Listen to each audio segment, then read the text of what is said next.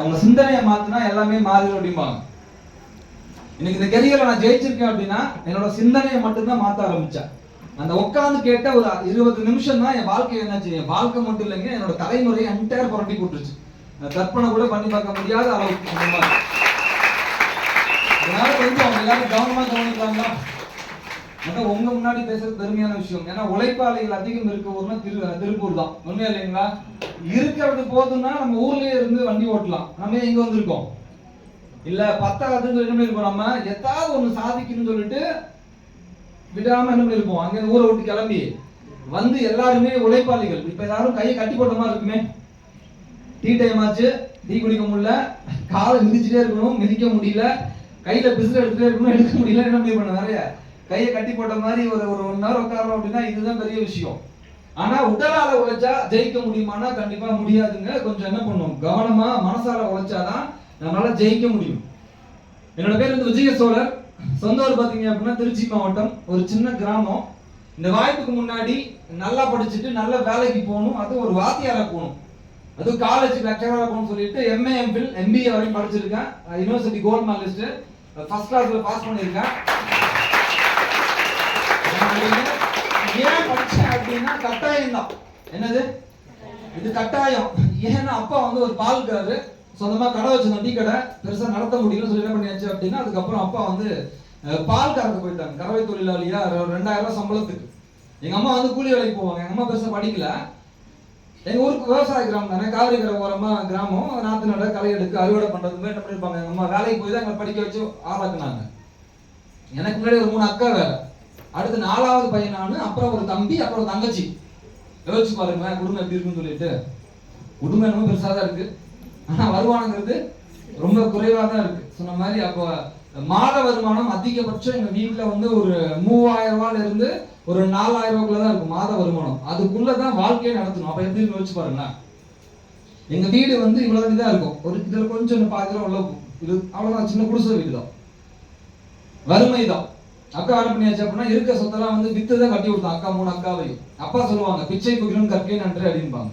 என்ன பண்ணணும், எப்படியாவது பிச்சை எடுத்தாவது படிக்க மட்டும் வச்சாங்கன்னா சொத்து பத்தெல்லாம் எதுவுமே இல்ல இல்ல இல்லன்னு பதிவு பண்றாரு சின்ன வயசா இருக்கும் போதே. ஏன் பெருசானதுக்கு அப்புறம் என்ன சேர்த்து வச்சுன்னு கேட்க கூடாதுல்ல, அப்படியே வளர்த்துட்டாரு. எனக்கும் பதிவாயிருச்சு. எப்படியாவது என்ன பண்ணி நல்லா படிச்சு ஒரு வாத்தியார தான் போகணும், அது காலேஜ் லெக்சரரா போகணும். மாசம் ஆனா ஒரு 1 lakh சம்பாதிக்கணும். வெறிதான் அது, ஆசை இல்லை, அது வெறி. ஸோ படிக்கணுமா, அப்பாவில் பணம் கிடையாது, அப்பாவில் பணம் கட்ட முடியாது. அப்ப நான் என்ன பண்ணுவேன் அப்படின்னா காலேஜ் போயிட்டு ஈவினிங் ஃபுல்லா நான் வேலை பார்ப்பேன். திருச்சி ஜங்ஷன்ல, பஸ் ஸ்டாண்ட்ல, ஒரு கடையில, ஜெராக்ஸ் கடையில. ஸோ அப்படிதான் டிகிரி படித்தேன். சும்மா பேருக்கு பின்னாடி பட்டம் போடுறதுக்காக என்ன பண்ணலைங்க, டிகிரி கம்ப்ளீட் பண்ணல.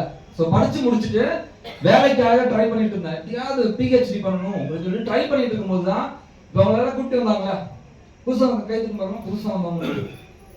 சூப்பர், வாழ்த்துக்கள். என்ன சொல்லுங்க, இன்வைட் பண்ணாங்க அவங்கள உங்களா உங்களுக்கா உங்களா சார்? என்னை அப்படிலாம் கூப்பிடவே இல்லை. வீட்டுல திருவிழா விஜய் வந்தாரான்னு கூப்பிட்டு போன வச்சுட்டான் என் ஃப்ரெண்டு. ஒரு 10 செகண்ட்ஸ் தான். நம்ம என்ன பண்ணுவோம், படிச்சு முடிச்சுட்டு வேலைக்கு ட்ரை பண்ணிட்டு இருக்கேன். எல்லா காலேஜ்லயும் ரெஸ்யூம் அனுப்பிட்டு இருக்கேன். சர்டிபிகேட் இன்னும் காலேஜ்ல வரல. வீட்டுல தான் இருக்கேன். சரி வீட்டுல தானே இருக்கும், என்ன பண்ணுவோம் திருவிழாவுக்கு, சரி போய் தானே பார்க்கலான்னு கிளம்பி போனவன் தான் நான். சொல்லுவாங்க ரயில் ஏற்றிட்டு வந்தவன ஏற்றி விட்டாங்க அப்படிங்கிற மாதிரி. நான் அப்படிதான் போய் நேரம் ஃப்ரெண்டு வீட்டுக்கு போனேன். ஒரு 3 பஸ் மாறணும். எங்க ஊர் பெருகமணி, திருச்சி வரைக்கும். பெருகமணில இருந்து சத்திரம் பஸ் ஸ்டாண்ட் வரணும். சத்திரம் பஸ் ஸ்டாண்ட்ல இருந்து லால்குடி போகணும். லால்குடியில இருந்து அன்பில் பஸ் ஏறி சம்பரம்னு ஒரு கிராமம், ஒரு 3 பஸ் மாறி மாறி மாறி அந்த ஊருக்கு கிராமத்துக்கு போகணும் திருவிழாக்காக. போய் இறங்கி பார்த்த உடனே திருவிழாக்கான சிம்டம்ஸே எதுவுமே இல்லை அந்த ஊர்ல. ஒரு மாவில இல்ல, தோரணம் இல்ல, லைட் இல்ல, பாட்டு இல்ல, கச்சேரி இல்ல, எதுவுமே இல்லை. என்னடா அப்படின்னு கேட்கிறேன், ஜெய் இங்க ஏரியாவுக்கு பாரு அப்படின்னா. சரி வாடா போலாம் சொல்லிட்டு ஏரியாக்குள்ள கொஞ்சம் நடந்து போய் பாக்குறேன். அங்கேயும் ஒண்ணுமே இல்லை. என்னடான்னு கேட்கிறேன். அடுத்து சொல்லுவான் இல்ல எங்க தெருவுக்கு வந்து பாரு அப்படின்னா. அப்படியா, சரி வா. ஏதோ தெருவுல ஒவ்வொரு தெருவு இருக்கும்ல, சரி தெருவுல ஏதோ பர்டிகுலர் பண்ணுவாங்க சொல்லிட்டு தெரு வரைக்கும் போயிட்டேன். தெருவுக்குள்ளேயே இந்த சிம்டம்ஸ் தெரியல. ஒரு 12 மணி இருக்கும், மதியம் பராட்சம் நடக்குது. ஊர்ல ஒன்றும் யாரும் இல்லை, திருவிழா மாதிரி தெரியல. என்னடான்னு கேட்கிறேன். வீட்டுக்குள்ள வந்து பாரு அப்படின்னா. வீட்டுக்குள்ளையா, சரி வாடா அப்படின்னு வீட்டுக்குள்ளேயும் போய் பார்த்தா ஒரு 4 பேரை உட்கார வச்சிருந்தாங்க பிடிச்ச அந்த ஊர்ல 4 பசங்க. என்னை போய் உட்கார வச்சுட்டாரு ஒருத்தர். போய் அங்க போய் ஆப்போசிட்ல ஒருத்தர் பார்த்தோம் அப்படின்னா 6 அடி டை கட்டிக்கிட்டு பேக் தூக்கிட்டு உட்காந்துருக்காரு. எதிர்த்த மாதிரி சேர் போட்டு நமக்கு என்ன தோணும்? என் ஃப்ரெண்ட கண்ணாலே பார்த்து மறைக்கிறேன். இந்த அம்மா எல்லாம் திட்டுவாங்கல்ல, பாத்துக்கலாம், அம்மா திட்டு வேற மாதிரி இருக்கும், அடியில் வேற மாதிரி இருக்கும், அப்படி அணைச்சு குடிச்சு சத்தம் போடாம கொட்டுவாங்க. டென்ஷன் ஆச்சுன்னா கண்ணாலேயே திட்டுறது, கண்ணாலேயே முறைக்கிறது. அது மாதிரி அவனை பாக்குறேன் பார்வையில, நீ வெளியே அவனை பேசிக்கிறா அவனைய. என் ஃப்ரெண்ட கூட்டி போனவன அப்பதான் எனக்கு உட்கார வைக்கும் போது என்ன முடிவெடுத்து உட்கார்ந்தேன் அப்படின்னா, இவங்க என்ன சொன்னாலும் காது கேட்க எனக்கு அது பிரச்சனை இல்லை, எடுக்க கூடாது. இப்படிதான் நான் வந்து டிசைட் பண்ணிட்டு உட்கார்றேன். முன்னாடி பாத்துக்குவோம், நம்ம தான் எம்ஏ எம்டி ஆச்சு, ஃபர்ஸ்ட் கிளாஸ்ல பாஸ் பண்ணிருக்கோம்ல. அவர் என்ன படிச்சிருக்காரு? அதிகபட்சம் ஒரு எம்ஏ படிச்சிருப்பாரா, ஒரு பிஎஸ் படிச்சிருப்பாரா, பாத்துக்குவோம் நம்மள அவரான்னு சொல்லிட்டு என்ன பண்ணியாச்சு. நானும் திமிராதான் வந்து உட்கார ஆரம்பிச்சேன்.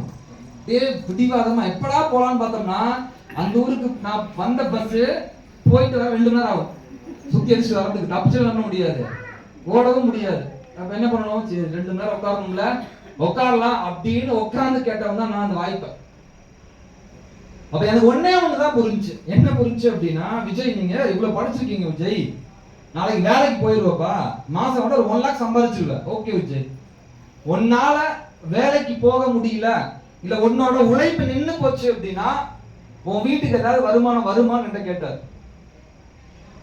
நம்ம ஒரு வருமானம் இருக்கு, பாசிவ் இன்கம்னு நம்ம அந்த வார்த்தை கேள்விப்பட்டிருக்க மாட்டோம். உண்மையா இல்லைங்களா? ஆக்டிவ் இன்கம் என்னது? நம்ம வேலைக்கு போனா வர வருமானம் ஆக்டிவ் இன்கம். பாசிவ் இன்கம் என்னது? என்னால உழைக்க முடியலனாலும் வருமானம் வரணும். வசந்தன் ஒருத்தர் இருந்தாரா ஓனர், இப்ப அவர் இல்ல, வருமானம் நின்று போச்சா, வருதா கடைக்கு? இதுதான் பாசிவ் இன்கம். அப்ப இந்த பாசிவ் இன்கம்ங்கிற வருமானம் உனக்கு வருமானம் கேட்டார். நான் அது வரைக்கும் நான் நம்பியிருந்தேன், என்னது, நல்லா படிச்சிருக்கேன், நல்ல வேலைக்கு போவேன், மாசம் ஆனா ஒரு 1 லாக் சம்பாதிப்பேன் அப்படின்னு ஒரு பிடிவாத வெறி இருந்துச்சு. இந்த ஒரே ஒரு கொஸ்டின் தான் எனக்குள்ள என்னாச்சு அப்படின்னா, மூளையில ஊசி வச்சு குத்துன மாதிரி சுருன்னு ஒரு கொஸ்டின் பாருங்க. ஆமல்ல, நம்மளால உழைக்க முடியல அப்படின்னா, என்னோட உழைப்பு இல்லை அப்படின்னா என் குடும்பத்துக்கு என்ன பாதுகாப்பு இருக்கு? சம்பாதிக்க 1000 வழி இருக்குங்க, வருமானம் சம்பாதிக்க வழி இல்லாம இருக்கா? கண்டிப்பா இருக்கு. எல்லா பக்கமும் என்ன இருக்கு? வேலை இல்லாம இருக்கா? எங்க போனாலும் ஏதோ ஒரு வேலை எல்லா பக்கமும் இருக்கு. ஆனா நிரந்தரமான வருமானங்கிறது இருக்கா? ஹலோ, திருப்பூர் லைஃப்ல நம்ம மெஷின் மாதிரி தானே, மெஷினுக்கு உயிர் இல்ல, நமக்கு உயிர் இருக்கு, அவ்வளவுதான் வித்தியாசம். ஒரு மெஷின் ஓடல, தேஞ்சு போச்சு, என்ன பண்ணுவாங்க நினைக்கிறீங்க? தூக்கி போட்டு வேற மிஷின் பழசாயிருச்சு, என்ன பண்ணுவாங்க? வயசாயிருச்சு, அதை விட அட்வான்ஸ் வந்தா என்ன பண்ணுவாங்க? ஓனர் பழச தூக்கி விட்டு. நம்மளும் அப்படிதானே, நம்ம பேசுற மிஷின் அது பேசாத மிஷின், அவ்வளவுதான் வித்தியாசம். யதார்த்தமா இல்லைங்களா? ஹலோ, இங்க எல்லாத்துக்கும் யதார்த்தமான விஷயம். எனக்கு அது மட்டும்தான் புரிஞ்சு. விஜய், நம்மளால உழைக்க முடியல அப்படின்னா நம்ம வீட்டுக்கு என்ன பாதுகாப்பு இருக்குன்னு சொல்லும் போதுதான் எனக்கு ஒரு கொஸ்டின் மார்க் இருந்துச்சு. சொல்லுவாங்களே, நம்ம எப்பவுமே இந்த வீட்டுல பொறுப்பு இருக்குல்ல, அம்மா அப்பாவை நல்லா பாத்துக்கணும், நம்ம கட்டின மனைவி நல்லா பாத்துக்கணும், நம்ம எல்லாத்துக்கும் எடுத்துக்காட்டா வாழணும்னு சொல்லிட்டு நம்ம எல்லாரும் ஓடிட்டு இருப்போம், குடும்பம் குடும்பம் குடும்பம் சொல்லிட்டு. ஒரு செகண்ட் உட்காந்து யோசிச்சு பாருங்களேன். ஒரு நைட் எந்திரிச்சு ஒரு 12 மணிக்கு மேல 1 மணிக்கு மேல எந்திரிச்சு அவங்க பசங்க இருந்தாங்கன்னா அந்த பசங்களை பாருங்க, என்ன பண்ணுவாங்க? பசங்களா நல்லா தூங்குவாங்க.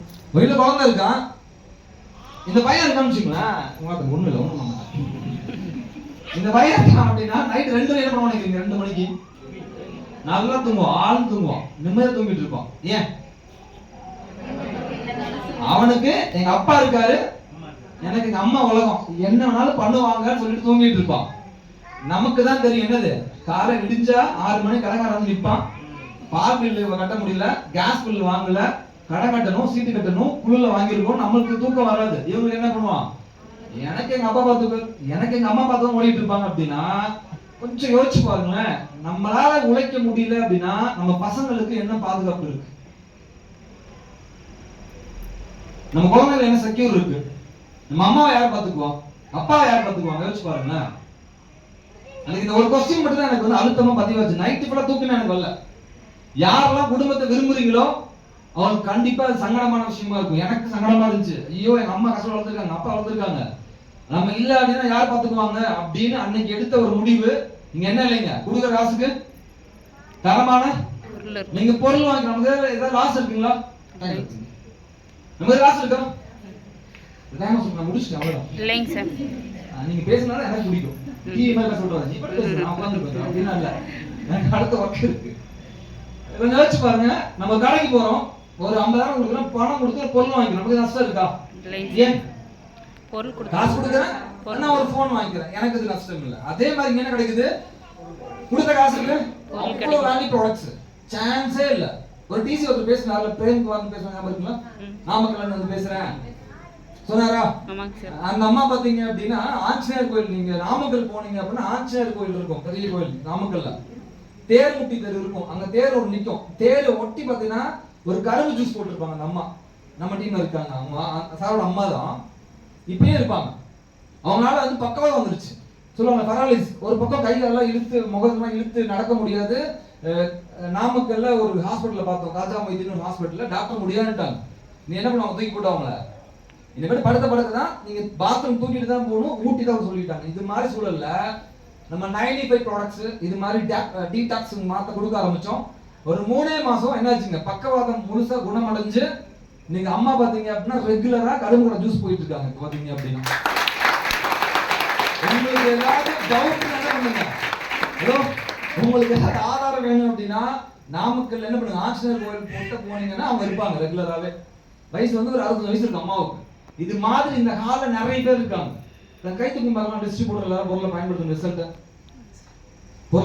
ரிசல்ட் இத்தனை பேர் இருக்காங்க. லட்சக்கணக்கான கோடிக்கணக்கான ப்ரூஃப் இருக்கிறதுனால தான் இந்தியாவிலேயே தி நம்பர் 1 ஹெல்த் நம்ம பிராண்ட் தான், எலிமெண்ட்ஸ் பிராண்ட் தான் வாங்கிட்டு இருக்கோம். ரொம்ப பெருமையான விஷயம்.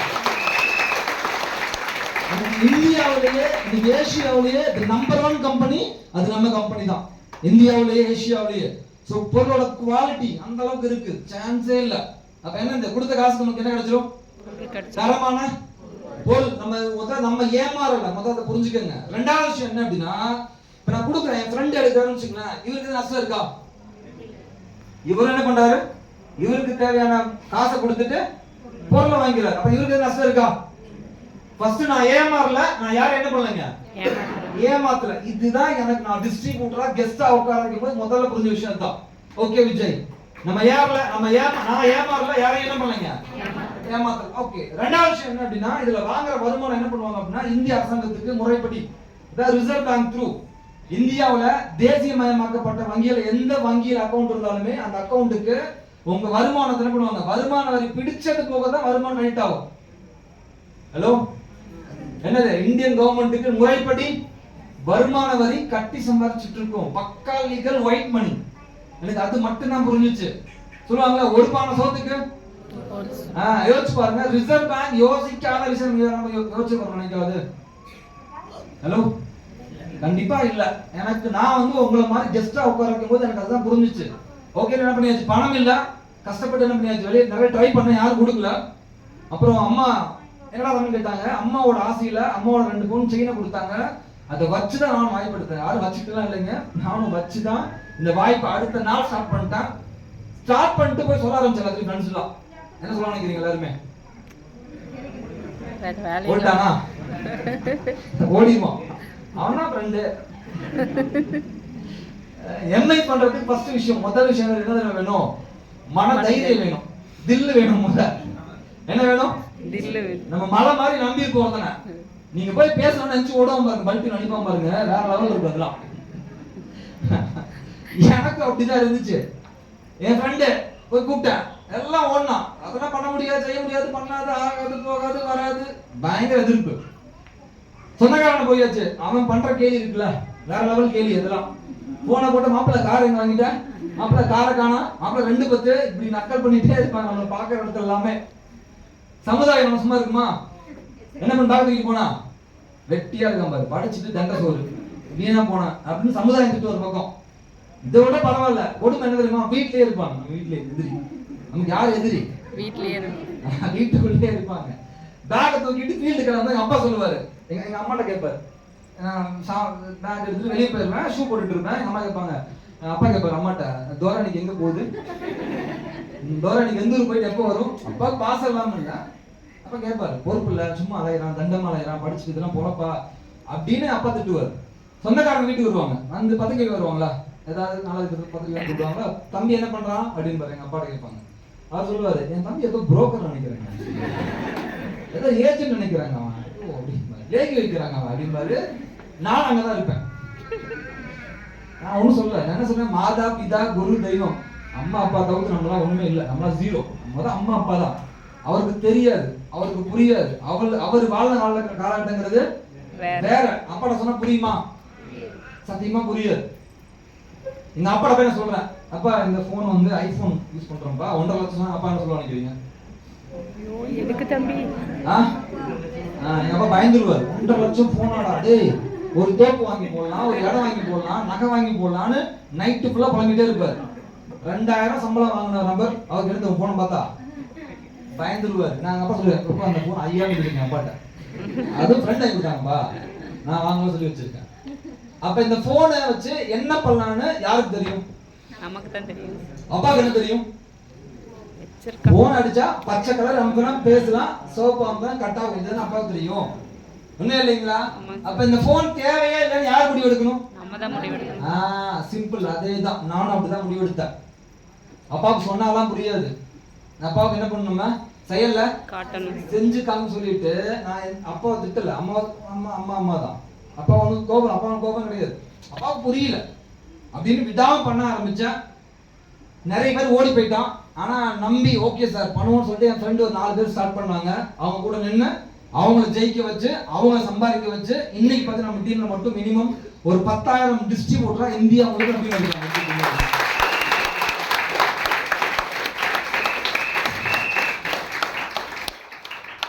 இன்னைக்கு இந்த துறை மூலியமா மொத லைஃப்ல எங்க மாற்றம் வந்துச்சு அப்படின்னா, 2016 அக்டோபர் 26ஆம் தேதி தீபாவளிக்கு 2 நாள் முன்னாடி எங்க அம்மாவையும் எங்க அப்பா என்ன பண்ணியாச்சு, நேரா திருச்சியில இருக்க PLA நிசான் சார் அழைச்சிட்டு போயிட்டு ஒரு 5.5 லட்சம் ரூபாய் மதிப்புள்ள ஒரு காரை வாங்கி அம்மாவுக்கு கிஃப்டா பிரசன்ட் பண்ண, தீபாவளி கிஃப்டா. என்னோட தலைமுறை மாற்றமே அங்கதான் வந்துச்சு. எங்க வீட்டுல எங்க அப்பா நம்பல, இது யாரு காரு, இதுவும் உங்க ஃப்ரெண்டோட காரா இல்ல உங்க லீடர் காரா, சாரு காரா அப்படிங்கிற. இல்லப்பா நம்ம காரு தான். டேய் ஒண்ணு சொல்றா அப்படின்னாரு. அப்புறம் RC புக்கை வாங்கி காமிச்சேன் எங்க அப்பாட்ட, இங்க பாருங்க விஜய் சோழர் போட்டோ போட்டிருக்கா, வண்டி நம்பர் போட்டிருக்கா, அட்ரஸ் போட்டிருக்கா, நம்ம காரு தான்ப்பா. அப்படியா தம்பின்னு சொல்லிட்டு எந்த அப்பா திட்டினாரோ என்ன பண்ணியாச்சு, அதே அப்பாவை கார்ல உட்கார வச்சு மொத எந்த ஊர்ல ஏழ்மையா பிறந்தமோ, எந்த ஊர்ல எங்க அம்மா கூலி வேலைக்கு போனாங்களோ அதே ஊர்ல என்ன பண்ணியாச்சு, புது கார் எடுத்துட்டு எங்க அம்மா ஊர் அழைச்சு போனோம் பார்த்தீங்கன்னா கிராமத்துக்குள்ள. போகும்போது எல்லாரும் பார்ப்பாங்கல்ல, யாருக்காரு புது கார் யாரு இருக்கும் போது எங்க அம்மா காரை விட்டு இறங்கி என் பையன் கார் சொன்னாங்கல்ல, அந்த ஒரு நொடி பொழுது வந்து வாழ்க்கையில எங்க அம்மா மறக்கவே மாட்டான். சொன்ன மாதிரி 3 பொண்ணுக்கு அப்புறம் 4ஆவதா பையனா பிறக்கும் போது இருந்த மகிழ்ச்சியை விட எங்க ஊர்ல எங்க சமுதாயத்துல என் ஃப்ரெண்ட்ஸ் முத்துல யாருமே பண்ண முடியாத அச்சீவ்மெண்ட் பண்ணி காமிக்கிறாங்க. ஒரு கார் எடுத்து அது ஓட்டும் போது ஒரு ஃபீல் வரும்ல, அது கொடுத்தது மைலஸ் மார்க்கெட்டிங் மட்டும்தான்.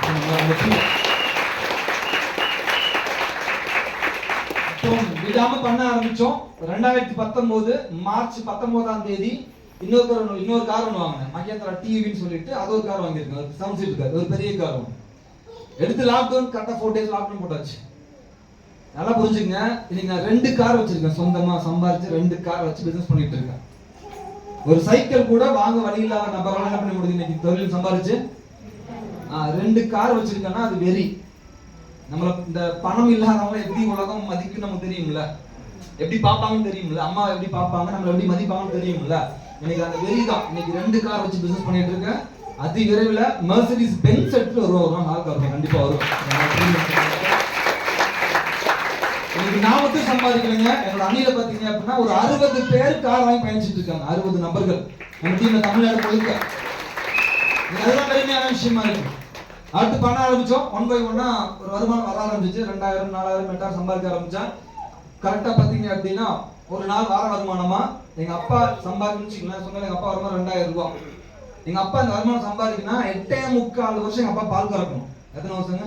8.25 வருஷம் எங்க அப்பா பால் கறக்கக்கூடிய வருமானத்தை ஒரு வார வருமானமா என்ன பண்ணியாச்சுங்க, அதிகபட்ச வருமானமா 2 லட்சம் ரூபாய் சம்பாதிச்சிருக்கேன் வருமானமா.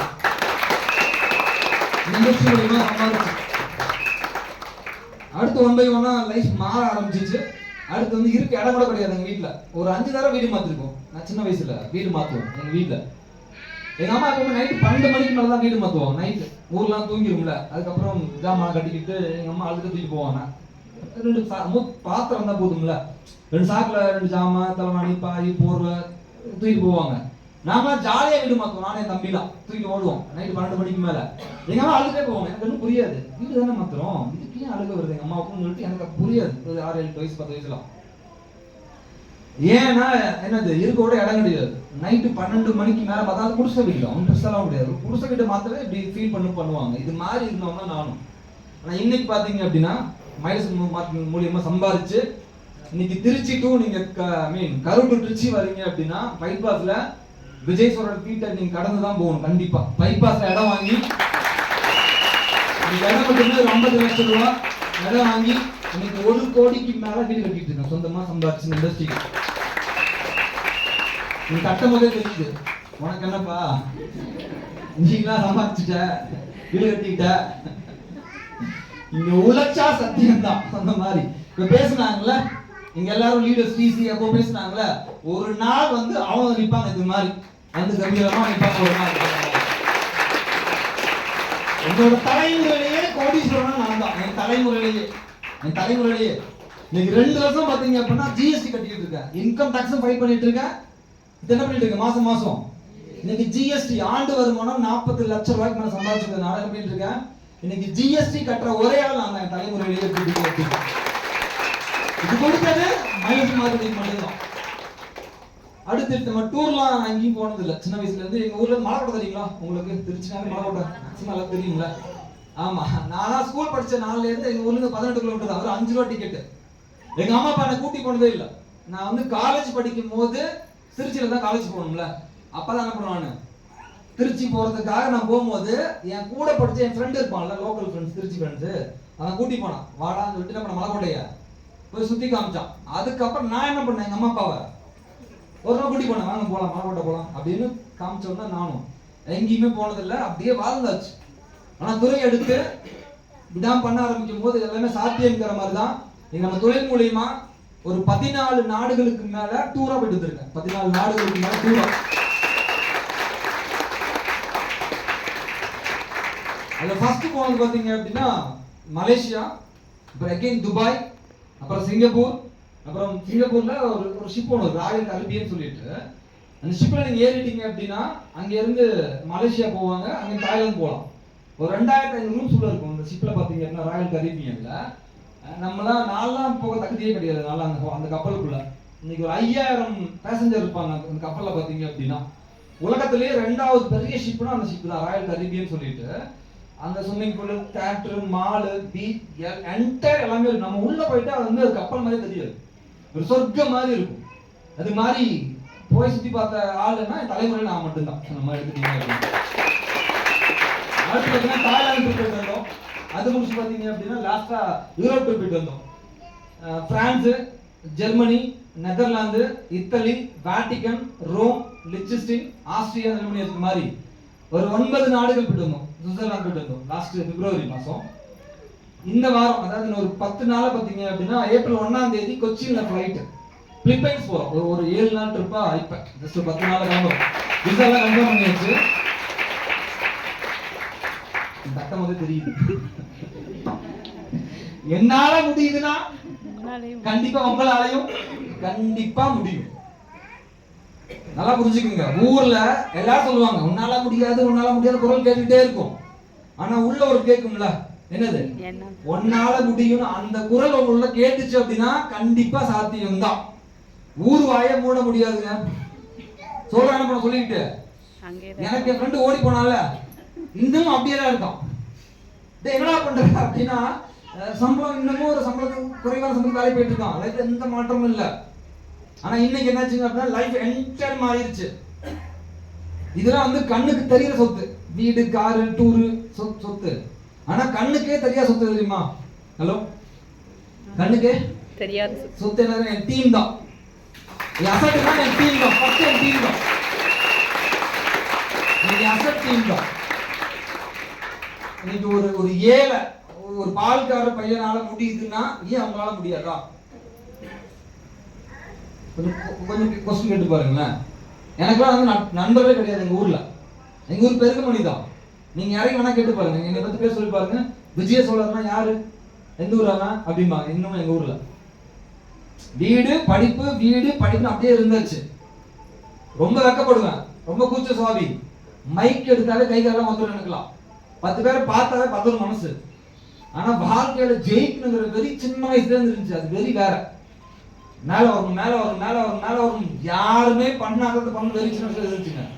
அதுக்கு சரியான களம் கொடுத்தது மைலஸ் மார்க்கெட்டிங் மட்டும்தான்.